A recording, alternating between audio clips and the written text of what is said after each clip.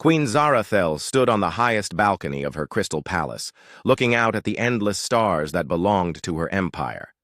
Her skin shimmered with a soft blue light that changed colors when she moved.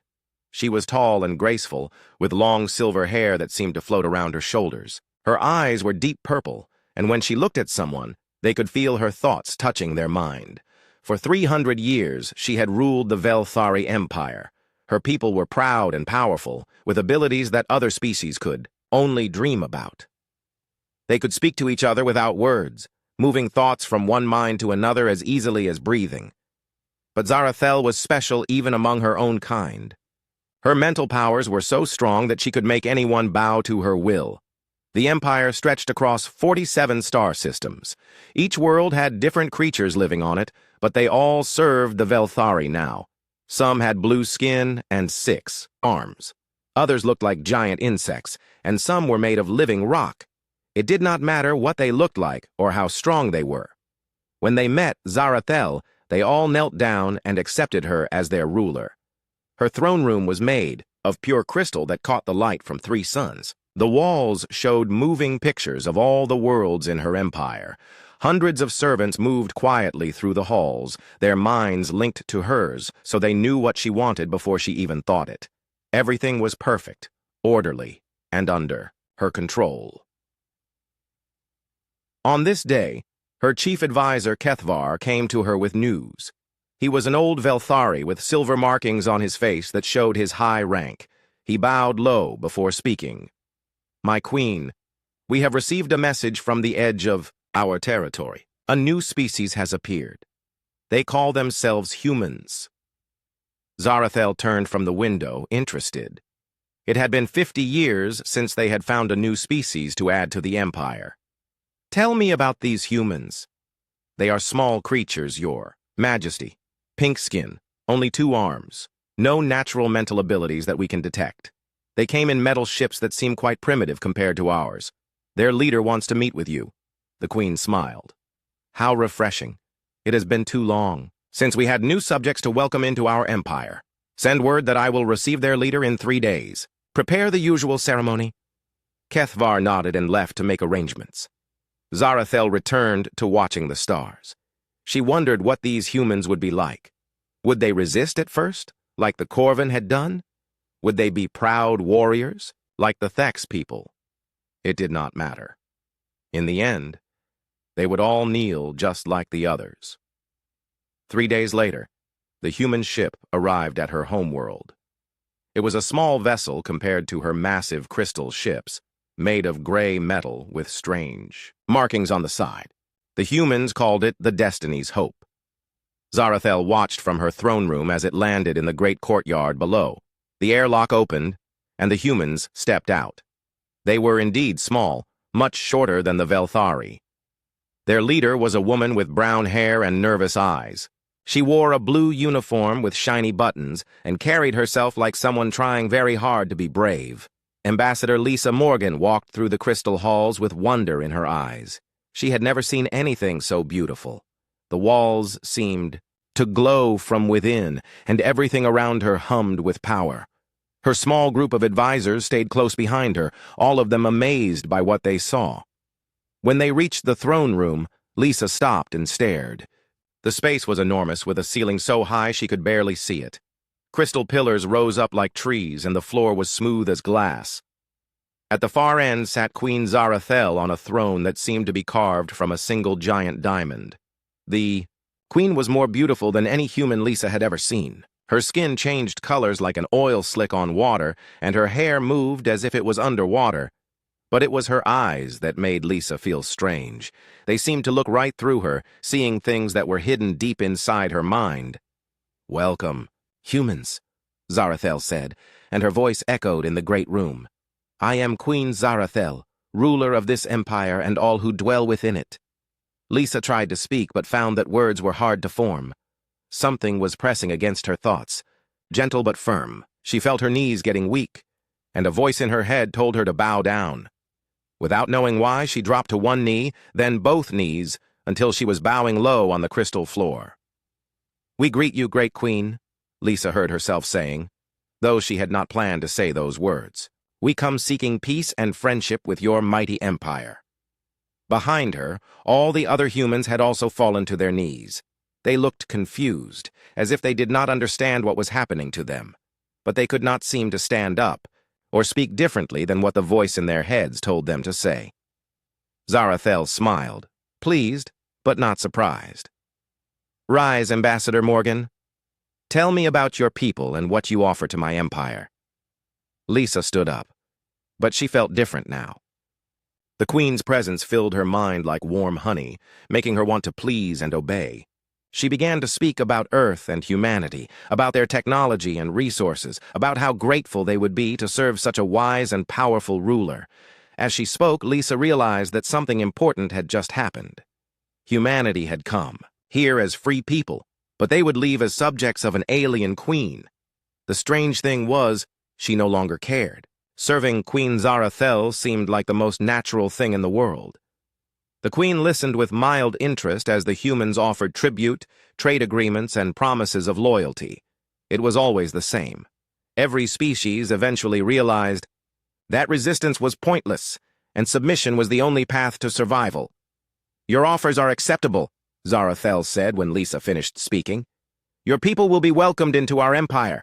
You will return to your homeworld and begin preparations for integration into our systems." As the humans left her throne room, still moving like people in a dream, Zarathel felt a moment of something she rarely experienced: boredom.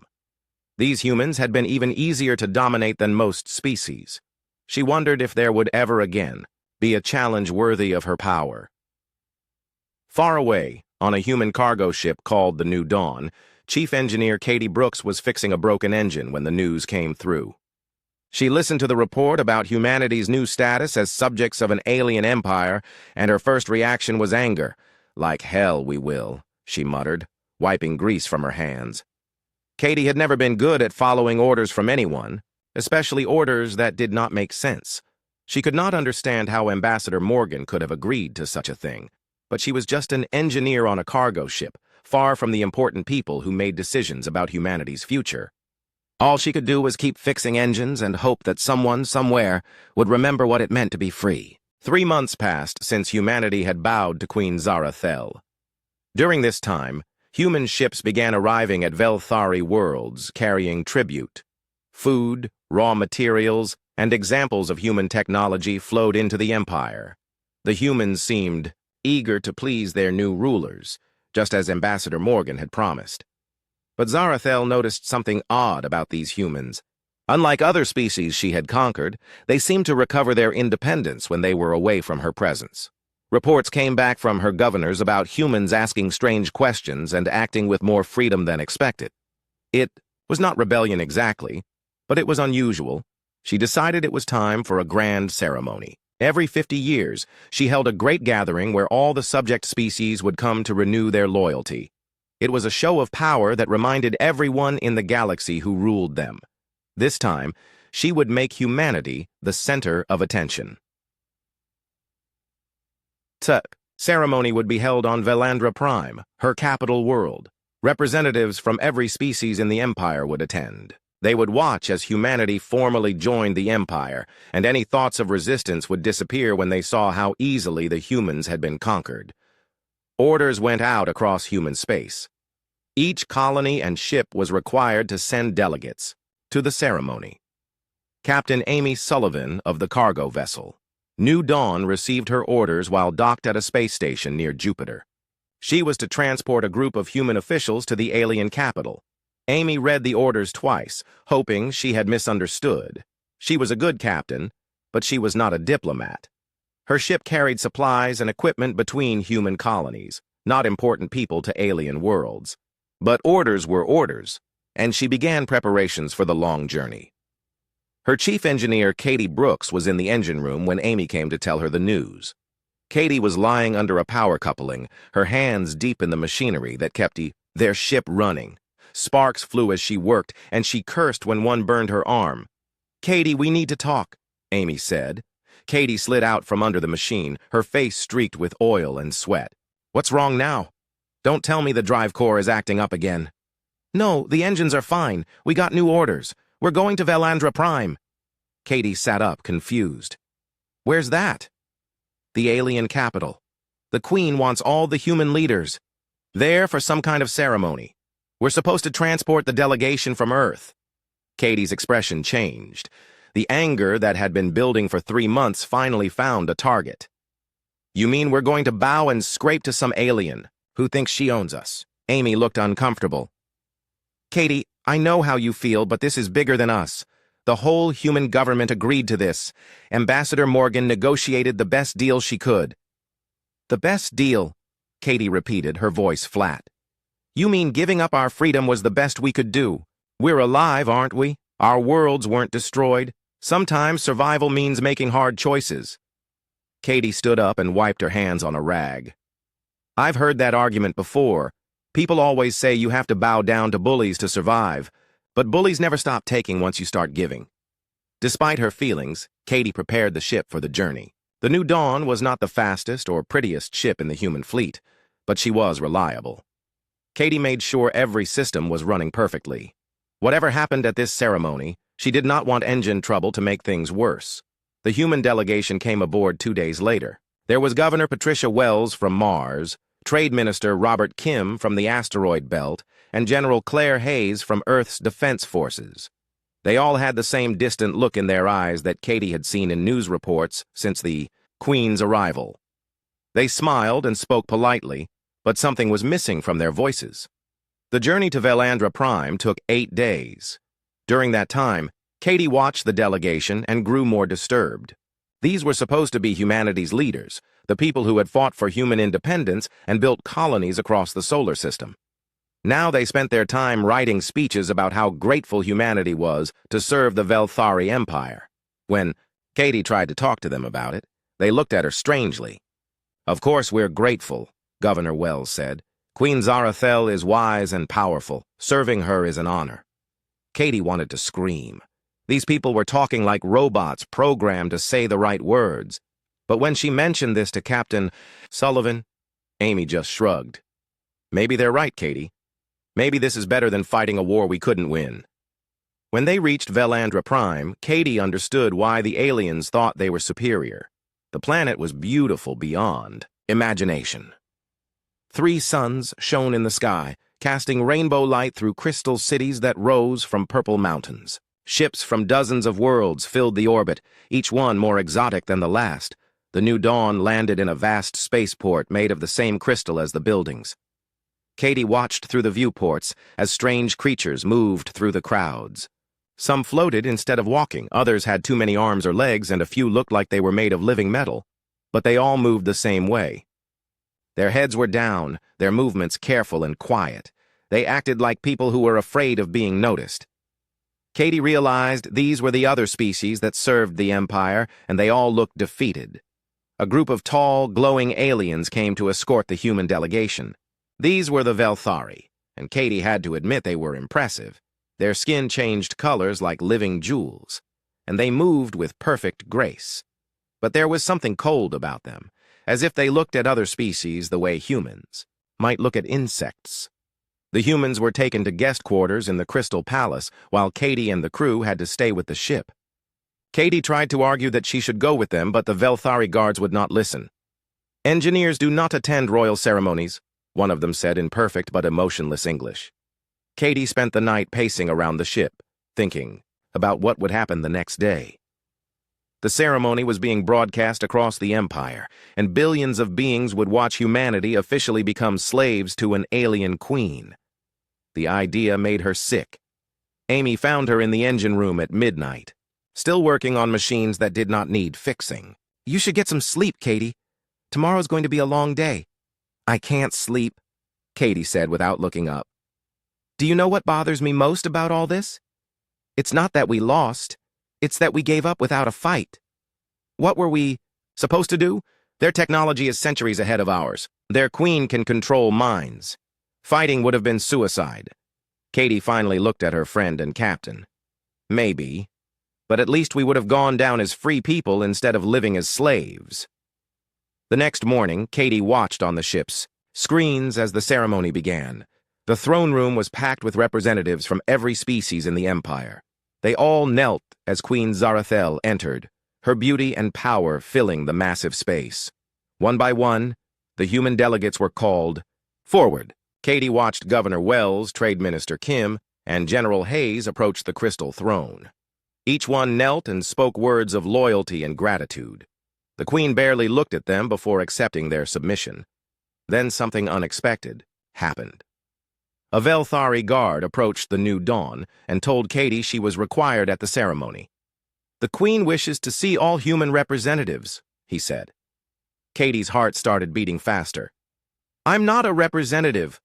I'm just an engineer." "The Queen has commanded it. You will come now." Katie had a choice. She could refuse, and probably be dragged to the palace anyway. Or she could go willingly and face whatever waited for her there. She thought about the defeated look in the other species' eyes, and she made her decision. "Fine," she said. "But I'm going as a free human being, not as a slave." The guard looked confused by her words, but he escorted her to the palace anyway. As they walked through the crystal halls, Katie felt a pressure building in her head. Something was trying to push into her thoughts, but she pushed back. Whatever happened next, she would meet this alien queen on her own terms. Katie walked through the crystal halls feeling like she was moving underwater. The pressure in her head grew stronger with each step toward the throne room. By the time she reached the massive doors, her skull felt like it might split open. But she kept walking. The throne room was even more impressive than the videos had shown. Thousands of beings from dozens of worlds filled the space, all of them kneeling and facing the crystal throne. The air hummed with power, and Katie could feel something pressing against her mind, like invisible hands trying to push her down. Queen Zarathel sat on her throne like a living jewel. Her skin shifted through colors Katie had no names for, and her silver hair moved as if it was alive. When the Queen's purple eyes found Katie in the crowd, the pressure in Katie's head doubled. "Approach!" the Queen commanded, and her voice echoed through the vast room. Katie walked forward, her legs shaking but her back straight. Around her, thousands of aliens watched in silence. She could feel their surprise and fear. Nobody walked upright in the presence of the Queen, nobody except Katie. Each step was harder than the last. The mental pressure increased until Katie could taste blood in her mouth. Her vision blurred and she stumbled once, catching herself before she fell, but she did not kneel. When she reached the base of the throne, Queen Zarathel leaned forward, studying her like an interesting puzzle. "You are the human engineer Katie Brooks." "Yes," Katie said, wiping blood from her nose with the back of her hand. "Kneel before your queen," Zarathel commanded. And this time, Katie felt the full force of her mental power. It was like being hit by a truck made of thoughts. Katie's knees buckled, and she dropped to one knee before forcing herself back up. The Queen's eyes widened slightly. No one had ever resisted her power this long. "I said, kneel," the Queen repeated, increasing the pressure. Katie's head felt like it was being crushed in a vice. Blood ran from her nose and ears, and her whole body shook with the effort of staying upright. But she looked directly into the Queen's purple eyes and said 4 words that rang through the silent throne room. "I don't kneel, lady." The silence that followed was complete. No one moved. No one breathed. In 3 centuries of rule, Queen Zarathel had never been defied like this. Every being in the empire knelt before her power. Every being except this small, bleeding human who stood swaying but unbroken before her throne. The Queen's advisors looked shocked and frightened. Chief Minister Kethvar stepped forward, his hands glowing with mental energy. "My queen, shall I remove this insolent creature?" But Zarathel held up a hand to stop him. She was staring at Katie with an expression no one had ever seen on her face before. Curiosity. "Fascinating," she murmured. "Take her to the East Tower. I will speak with her later." Guards surrounded Katie, but she was barely conscious. The effort of resisting the Queen's power had drained her completely. As they carried her away, she heard whispers starting among the crowd. Word would spread quickly through the empire that someone had defied the Queen and lived. Katie woke up in a room made of smooth crystal. Sunlight from 3 different stars created patterns on the walls, and she could see the alien city stretching out below through a large window. Her head still ached, but the crushing pressure was gone. A Velthari servant brought her food and water, then left without speaking. Katie ate slowly, trying to understand what had happened. She had expected to be killed for her defiance, but instead she was being treated like a guest. It did not make sense. That evening, Queen Zarathel came to visit her. Katie had been sitting by the window watching the strange creatures moving through the streets below when the door opened silently. The queen entered alone, without guards or servants. She had changed from her ceremonial robes into simpler clothing, but she was still the most beautiful and terrifying being Katie had ever seen. "You should be dead," the queen said, settling into a chair across from Katie. "I have killed stronger beings for far less defiance." "So why aren't I dead?" Katie asked. "Because in 300 years you are the first being who has ever said no to me and meant it."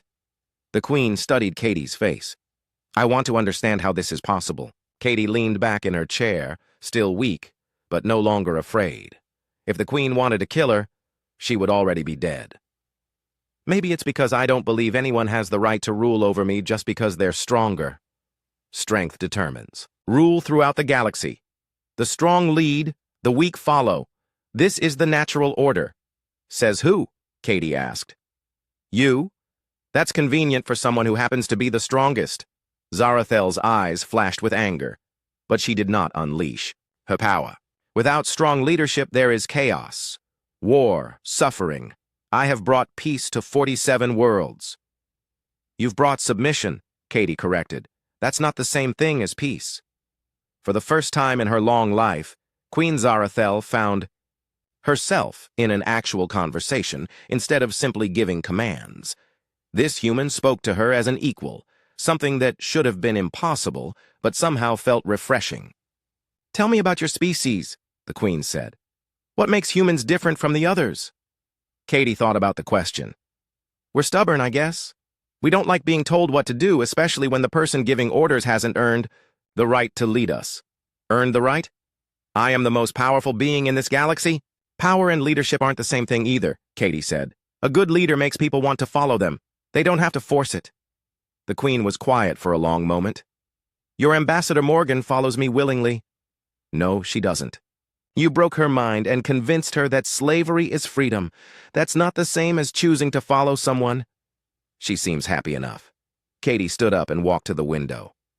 "Have you ever asked her, really asked her, without using your mental powers? Have you asked any of your subjects what they actually think of you?" The question hit Zarathel like a physical blow. She realized that she had never had a real conversation with any of her subjects. Every interaction was filtered through her mental control. She knew what they said, but she had never known what they truly thought. "You speak dangerously," the queen said softly. "I speak honestly. That's what you asked for." Katie turned back to face her. "You want to know why I can resist your power? It's because I'd rather die free than live as a slave. And I think most beings feel the same way, deep down where you can't reach." That night after the queen left, Katie lay awake thinking about their conversation. She had seen something in the alien ruler's eyes that surprised her. Doubt. For just a moment, the all-powerful queen had looked uncertain. Meanwhile, in her private chambers, Queen Zarathel stared out at her empire and wondered about things she had never questioned before. Were her subjects truly happy, or were they simply too broken to resist? Was the peace she had created real, or was it just fear wearing a mask? The human's words echoed in her mind. She had ruled through power for so long that she had forgotten there might be other ways to lead. The idea disturbed her more than she wanted to admit. Over the following days, the queen returned to Katie's tower room again and again. They talked about leadership, about freedom, about the difference between respect and fear. Katie told her stories of human history, of leaders who had earned loyalty through their actions rather than demanding it through force. "Your people fought wars against their own kind," the queen observed. "Surely that proves my point about the need for strong control. We fought wars, yes, but we also learned from them. We got better at solving problems without violence. We built systems where people could disagree without killing each other." Katie paused. What have your subjects learned while you've been controlling their minds? The Queen had no answer to that question, and it bothered her greatly. Katie's presence in the palace was causing problems. Other subjects whispered about the human who had defied the Queen and lived. Some of the Velthari nobles worried that Katie's influence might spread dangerous ideas about resistance and freedom. But Queen Zarathel found herself looking forward to their conversations. For the first time in centuries, someone was challenging her to think rather than simply obey. It was uncomfortable and exciting at the same time. She began to see her empire differently, noticing things that her mental control had hidden from her. The fearful looks on her subjects' faces, the way they hurried past Velthari guards, the complete lack of art, music, or literature from the conquered worlds. She had created a galaxy full of broken spirits, and she was beginning to understand that this might not be the achievement she had always believed it was. Chief Minister Kethvar was worried. He had served Queen Zarathel for over 2 centuries, and he had never seen her act like this before. Every day she spent hours talking with the human prisoner, and every day she seemed more troubled and distracted. Other nobles were starting to talk. They whispered that the human was poisoning the Queen's mind with dangerous ideas. Some suggested that Katie should be eliminated before she could cause real damage to the Empire. Kethvar brought these concerns to the Queen during one of their regular meetings. My Queen, your advisors are concerned about your continued association with the human. Perhaps it would be wise to limit these visits. Queen Zarathel looked up from the reports she had been reading. They were surveys from worlds across the Empire, and for the first time she was really paying attention to what they said. Production was steady, order was maintained, but there was no innovation, no growth, no signs of the creativity that should exist in any healthy civilization. Tell me, Kethvar, she said slowly, when was the last time any of our subject species created something new? Art, technology, literature, anything. The minister looked confused by the question. My Queen, they focus on serving the Empire efficiently. Creative pursuits would be a distraction from their duties, would they? Or have we simply crushed their spirits so completely that they no longer remember how to create? Kethvar stepped back, alarmed by her words. My Queen, you speak as if our methods are wrong. Your rule has brought peace and order to the galaxy. Has it? Or have I simply created a galaxy full of slaves too broken to rebel? The minister realized that the human's influence was even worse than he had feared. Your Majesty, you must not let this creature's words confuse you. You are the rightful ruler of this empire. Your power and wisdom have created the greatest civilization in galactic history. But Zarathel was no longer listening to reassurances that had once comforted her. Katie's questions had opened a crack in her certainty, and now doubts were pouring through like water through a broken dam. That evening, she went to Katie's tower room with a proposal that would have shocked her advisors. I want to try an experiment, she told the human engineer. Katie was working on a small device she had built from spare parts in her room. Her hands were always busy when she was thinking, and she had found enough broken equipment to keep them occupied. What kind of experiment? I want to reduce my mental control over several worlds and see what happens. If you are right about earned leadership, perhaps some of my subjects will choose to remain loyal without compulsion. Katie stopped working and looked at the Queen with surprise. That's a dangerous experiment. If you're wrong, people are going to get hurt. And if you are wrong, it will prove that force is the only language most species understand. The Queen's voice was steady, but Katie could see the uncertainty in her eyes. Will you accept responsibility for the consequences if your philosophy fails? Katie thought about the question for a long time. She believed in freedom, but she also understood that sudden freedom could be as dangerous as slavery if people weren't prepared for it. Which worlds are you thinking about? 3 systems on the outer rim, small populations not strategically important. If there is chaos, it can be contained. And if there isn't chaos, if people choose to stay loyal without your mental control, then perhaps I will consider larger changes, the Queen admitted. Katie nodded slowly. I'll accept responsibility for what happens, but you have to promise me something in return. What? If this works, if people choose to follow you without being forced, you'll consider doing the same thing across the whole empire. Queen Zarathel agreed, though she was certain the experiment would fail. She had ruled for 3 centuries based on the principle that lesser species could only be controlled through force. Surely a few days of freedom would prove her right. The experiment began the next morning. The queen withdrew her mental influence from 3 worlds. Korvac, a mining planet inhabited by a species of blue-skinned humanoids. Thexus, home to a warrior race that had once controlled several systems, and Malonia, a garden world populated by peaceful plant-like beings. At first, nothing happened. The governors and administrators on these worlds continued their duties, not yet realizing that the constant pressure in their minds had disappeared. But within hours, changes began to appear. On Korvac, the workers in the deep mines started talking to each other for the first time in decades. They remembered their own language, their own customs, their own names. Some stopped working entirely, staring at their hands as if seeing them for the first time. On Thexus, the warrior clans began remembering their honor codes and their pride. Young Thexians who had grown up under mental control suddenly understood why their elders sometimes wept for no apparent reason. On Malonia, the plant beings began to sing again. Their songs had been silent for 50 years, but now ancient melodies drifted through their crystal forests as they remembered joy. But with memory came anger. The reports that reached the palace were not encouraging. On Korvac, the miners had stopped working and were demanding to speak with their families on other worlds. Some were talking about leaving the planet entirely. On Thexus, clan leaders were meeting in secret, and there were reports of weapons being gathered. The Velthari governor sent increasingly desperate messages asking for guidance. Malonia seemed peaceful, but the plant beings had stopped responding to any communications at all. They simply sang their strange songs and ignored all attempts at contact. General Morthak, the Queen's military commander, requested permission to send troops to all 3 worlds. "My Queen, we must restore order before this rebellion spreads." But Queen Zarathel hesitated. She found herself thinking about Katie's words, about the difference between peace and submission. Were these people rebelling, or were they simply remembering what it meant to be alive?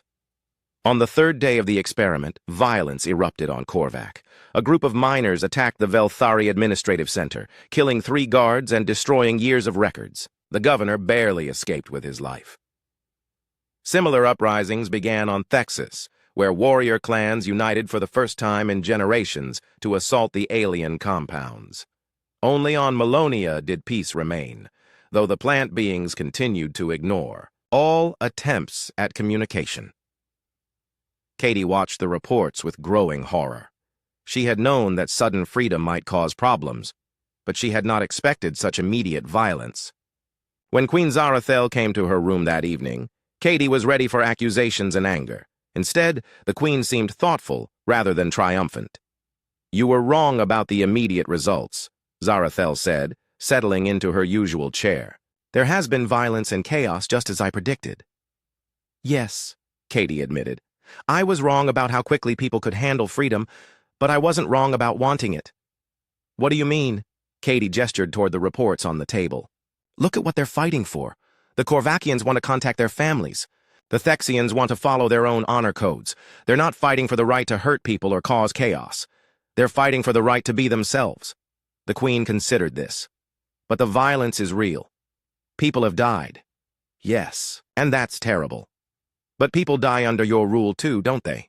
They just die quietly, one soul at a time until there's nothing left of who they used to be." That night, Queen Zarathel made a decision that would change everything.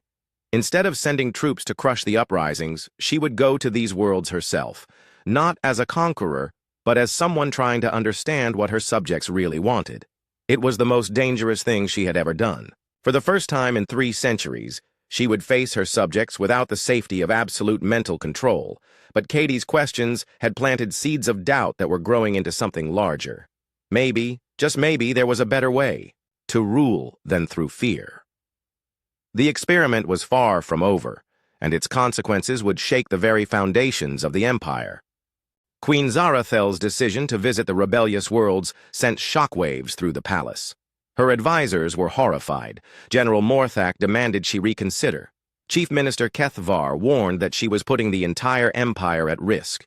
If you are killed or captured, the empire will fall into chaos, Kethvar argued during an emergency council meeting. These rebellions must be crushed with military force, not rewarded with royal visits. But the queen had made up her mind. I will take a small escort and travel to Korvac first. I want to hear what they have to say. And if they attack you, General Morthak asked, then I will defend myself. But I will not arrive with an army. That would only prove their point that we rule through fear alone. Katie was surprised when guards came to escort her to the Queen's private ship. She had expected to be left behind or worse, eliminated as a dangerous influence. Instead, Queen Zarathel wanted her to come along. Why? Katie asked as they walked. Through the palace corridors. Because this experiment was your idea. You should see the consequences firsthand. The royal ship was smaller than Katie had expected, made of the same living crystal as the palace, but designed for speed and stealth rather than intimidation. The crew was nervous as they prepared for departure. They had never traveled anywhere, without massive military escorts. The journey to Korvac took 2 days. During that time, reports continued to arrive from all 3 experimental worlds. The situation was getting worse, not better. More Velthari administrators had been killed or driven away. The rebellions were spreading to nearby systems as word of the uprisings traveled. Some of the Queen's nobles were already calling for her removal from power. They whispered that she had been corrupted by human influence and was no longer fit to rule. General Morthak made it clear that he was prepared to take control if the Queen's judgment proved fatally flawed. Katie spent most of the journey in her small cabin, wondering if she had made a terrible mistake. Her belief in freedom had seemed so clear and simple when she was talking to the Queen in the Crystal Tower. Now, faced with the reality of violence and chaos, she was no longer sure she had been right. When they reached Korvac, the planet looked different from space. The mining operations had stopped completely, and there were fires burning in several of the major settlements. The orbital stations that had once buzzed with activity were dark and silent. The Queen's ship received no response to their communication attempts. Finally, they managed to contact a group of Korvakian elders who agreed to meet them at the main spaceport. The landing was tense, with the ship's scanners detecting hundreds of armed beings surrounding the landing area. Queen Zarathel walked down the ship's ramp with only 2 guards beside her. Katie followed close behind, her heart pounding with fear and anticipation. The Korvakians who waited for them looked nothing like the broken, submissive workers she had seen in previous visits to conquered worlds. These beings stood tall, their blue skin bright with health and determination. Their eyes were clear and focused. They looked like people who had remembered what it meant to be alive. Their leader was an old female named Vexara, who had worked in the mines for 60 years. When she spoke, her voice was strong and steady, nothing like the whispered compliance the Queen was used to hearing. "Why have you come here, Zarathel?" she asked, using the Queen's name without any title of respect. The Queen felt a flash of anger at the disrespect, but she forced herself to remain calm. "I want to understand what you want from me." "We want you to leave," Vexara said simply. "We want to govern ourselves, to choose our own path, to speak with our families on other worlds without your permission." "And if I refuse?" "Then we will fight you until we win or until we all die. We will not go back to being slaves." The Queen looked around at the hundreds of Korvakians watching the conversation. She could see the determination in their faces, but also something else. Fear. They were afraid of her, but they were more afraid of returning to mental slavery. "What if there was another way?" Queen Zarathel asked. "What if you could have self-governance while still being part of the Empire?" Vexara studied the Queen's face, looking for signs of deception. "What do you mean?" "I mean that perhaps the Empire could change. Perhaps we could find a way for different species to work together without mental control." The Korvakian leader was quiet for a long moment. Around them, the crowd listened with growing amazement. No one had ever heard a Velthari ruler speak of cooperation instead of domination. "You would give up your power over us?" Vexara asked. "I would share it," the Queen corrected, "in exchange for voluntary cooperation instead of forced obedience." The negotiations that followed were unlike anything in the Empire's history. Instead of demanding submission, Queen Zarathel found herself listening to what her subjects actually wanted. The Korvakians had reasonable requests: the right to contact their families, the ability to choose their own local leaders, and a fair share of the profits from their mining operations. Katie watched these discussions with growing hope. This was what she had imagined when she talked about earned leadership. The Queen was learning to lead through persuasion rather than force, but not everyone was pleased with these developments. Back on the capital world, General Morthak was meeting with conservative nobles who believed the Queen had lost her mind. They planned to remove her from power and restore the old ways of absolute control. "She has been corrupted by human influence," Morthak told the gathered conspirators. "If we allow this weakness to continue, the entire empire will collapse into chaos." The plan was simple. When the Queen returned from her diplomatic mission, she would be arrested and confined. Morthak would take control of the government and crush the rebellions with overwhelming force. Order would be restored, and the empire would return to its traditional methods of rule. Meanwhile, on Korvac, Queen Zarathel was learning lessons that would have been impossible while sitting on her crystal throne. She discovered that her subjects had ideas, dreams, and abilities that had been hidden by decades of mental control. The Korvakians had developed new mining techniques that were more efficient than anything the Velthari had created. They had art, music, and stories that had been preserved in secret despite generations of suppression. When she asked Vexara why they had never shared these innovations before, the old miner looked at her with sad eyes. "How could we share anything when you never asked? You only commanded. We learned to hide our thoughts because showing creativity or independence meant punishment." The Queen realized that her empire had been wasting the potential of billions of beings. By crushing their spirits, she had created a civilization that could not grow or adapt. It was strong but brittle, powerful but ultimately weak. After 3 days on Korvac, they reached an agreement. The planet would have limited self-governance in exchange for continued membership in the empire. It was not perfect, but it was a beginning. Similar agreements were reached on the other 2 worlds. The Thexians were given the right to follow their honor codes as long as they did not attack other species. The plant beings of Melonia were allowed to maintain their own communication methods while participating in interplanetary trade. But when Queen Zarathel returned to the capital, she found the palace surrounded by military ships. General Morthak and his supporters had taken control during her absence. "You are no longer fit to rule," Morthak declared when she was brought before him in chains.